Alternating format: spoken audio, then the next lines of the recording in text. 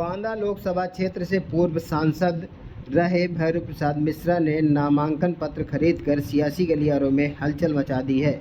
बता दें कि वह सरकार के फेलियर को लेकर सरकार को आगाह करते रहे हैं, जिसके चलते उनको हाशिए में डाल दिया गया था और 2024 में भी उनको टिकट नहीं दिया गया है, जिसको लेकर पूर्व सांसद ने संभावनाओं को देखते हुए नामांकन पत्र खरीदकर संशय पैदा कर दिया है। हालांकि पूर्व सांसद ने कहा कि वह 3 मई तक अभी टिकट का इंतजार करेंगे, क्योंकि जब तक वर्तमान प्रत्याशी को फॉर्म भी नहीं मिल जाता तब तक टिकट बदलने की पूरी संभावनाएं हैं, जिसको देखते हुए उन्होंने अपनी तैयारी की है।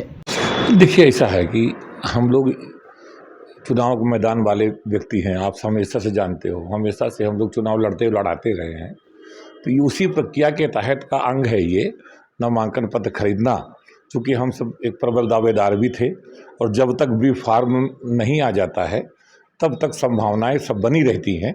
तो अभी भी फॉर्म में दस्तखत होके नहीं आया है और जो प्रत्याशी का अधिकृत फॉर्म होता है जिसमें सिंबल आता है और अधिकृत तो वो माना जाता है, तो इसलिए हम लोग वो संभावनाएं बनी है, इसलिए पर्चा कब खरीदा है।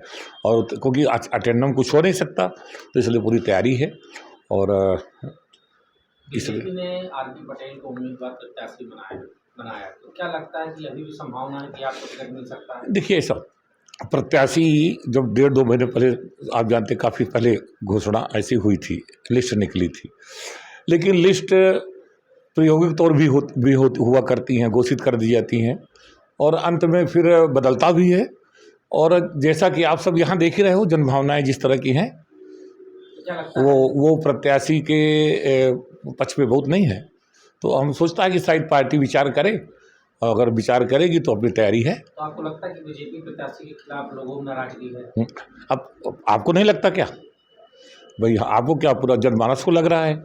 और मुझे थोड़ा लग रहा, पूरा सभी को लग रहा है कि पूरी तरह से नाराजगी है और बहुत ज़्यादा नाराजगी है। पूर्व में भी देखा गया है कि आप जायज़ बातों को लेकर के अपनी मांगें उठाते रहे, यहाँ तक सरकार के खिलाफ या प्रशासन के खिलाफ आए रहते थे, प्रदर्शन भी करते थे। तो आपको नहीं लग रहा है एक बार फिर से आप नामांकन पत्र दाखिल? देखिए सबसे बड़ी बात यह है कि ना, देखिए मैं हूँ जन भावनाओं का। जैसे केंद्र में कहते हैं सब लोग हैं, भाजपा के लोग कहते हैं कि देश मेरा परिवार है, तो ऐसे ये संसदीय क्षेत्र मेरा परिवार है और परिवार में दुख होगी, तकलीफ होगी, तो मैं पार्टी का कार्यकर्ता भी हूँ, लेकिन ये मेरा परिवार में अगर मेरे दुख तकलीफ भी होती है तो उसका प्रकटीकरण करना, उसका निराकरण कराना और उस हर स्तर पर जाके उसका निराकरण कराने का प्रयास करने का मेरी आदत आज राजनीतिक जीवन में इमरजेंसी से पढ़ाई छूटी थी सन 75 से, 50 सालों से मैं 45-50 सालों से करता आया हूँ और ये जीवन पर्यंत करता रहूँगा। अगर नामांकन तक अगर टिकट नहीं कटता है, वही अगर नामांकन आके पटेल जी कर देते, तो ऐसी दशा में फिर क्या करेंगे? देखिए, फिर विचार करेंगे, कोई ऐसा नहीं है। हम तो बताए ना 3 तारीख तक हम सब पर्चा जांच तक सब विकल्प खुले रहते हैं, 3 तारीख तक नामांकन रहता है। तो इसलिए इस चीज़ों में हमने क्या, अभी तमाम चीज़ें आ भी जाती है, गड़बड़ी भी आ जाती है, पर्चे में गड़बड़ी आ जाती है, फिर कहीं कुछ बातें आ जाती हैं। तो इसलिए एक व्यवस्था के तहत और एक राजनीतिक रणनीति के तहत मैंने इस पर्चे को खरीदा है। और आप सिंबल की कोई नहीं है आपका, आप निर्दलीय भी अगर लड़ सकते हैं, टिकट आपको नहीं मिलता? देखिए, अभी कोई ऐसा विचार नहीं है, लेकिन देखिए राजनीति में विशेष परिस्थिति बताए तो ना, अगर कोई विशेष परिस्थिति आ गई, सिंबल खराब हो गया, किसी का पर्चा कैंसिल हो गया, तो फिर निर्दलीय समर्थन में प्रत्याशी दल के हिसाब से निर्दलीय भी लड़ जाता है।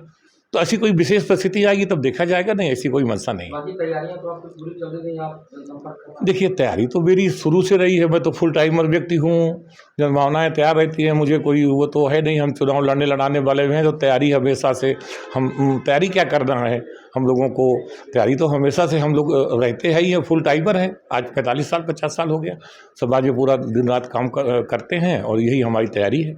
क्या लगता है पब्लिक का समर्थन आपको मिलेगा? देखिए, आप सब जानते हो पब्लिक का जन समर्थन किसके साथ था, आज भी है, और उसी तरह से जिस प्रकार से जो जन भावनाएं हैं वो किसके साथ है आप सब अच्छी तरह से जानते हैं। अच्छा, सरकार के कार्य प्रणाली को लेकर जिस तरीके से आपके पुत्र की वहाँ लखनऊ भिलाई में मौत हुई थी, क्या लग रहा है उससे आहत होकर मन बनाया कि नहीं इसमें जाना चाहिए इससे? और देखिए, एक चीज़ आप समझो, वो तो एक घटना थी जिसका मैंने कहा कि प्रतिरोध करने की जो गलत चीज़ होती है उसकी आदत रहती है, पहले तो उसको सुधार हो जाए। नहीं ये कोई घटना पीजीआई तो सिमरक है। मैंने तो वर्षों से पता नहीं कितने हमने सब जब अपनी सत्ता भी नहीं रहती थी तब हम लोग पब्लिक के लिए लड़ते थे और उन चीज़ों के लिए हमेशा जो गलत चीज़ें होती है उसकी लड़ाई लड़ने का मेरा अपना नेचर है, स्वभाव है और उसका मैं हमेशा पालन करता हूं कि जो गलत चीज़ है वो सही हो और उसके लिए लड़ाई हमेशा लड़ने का काम अभी से नहीं, ये 40-50 कितने उदाहरण दिया जाए सन 80 से ये पता नहीं ऐसे दर्जनों उदाहरण होंगे और मैं कहता हूँ 50 सैकड़ों भी हो सकते हैं और जिसका हमने उसका गलत चीज़ का प्रतिरोध किया है और करता रहा। लास्ट प्रश्न है जी अगर टिकट नहीं चेंज होता तो क्या लगता है कि भाजपा को नुकसान हो सकता है यहाँ से? देखिए ये तो लग रहा है, इसमें कोई संदेह नहीं है कि यहाँ पर जनभावनाएं प्रत्याशी के खिलाफ है, पार्टी के खिलाफ नहीं है, लेकिन प्रत्याशी और प्रत्याशी का जो काकस ग्रुप है और जिसके तहत वो काम करते हैं उसके कारण बड़ी नाराजगी है। तो ऊपर के लोगों को अवगत नहीं कराया गया? ये तो मुझे लगता है वो अवगत हो गए होंगे, जनमानस ही आज हैं और अवगत हो गए होंगे और मुझे इसीलिए विश्वास है कि शायद पार्टी विचार करे।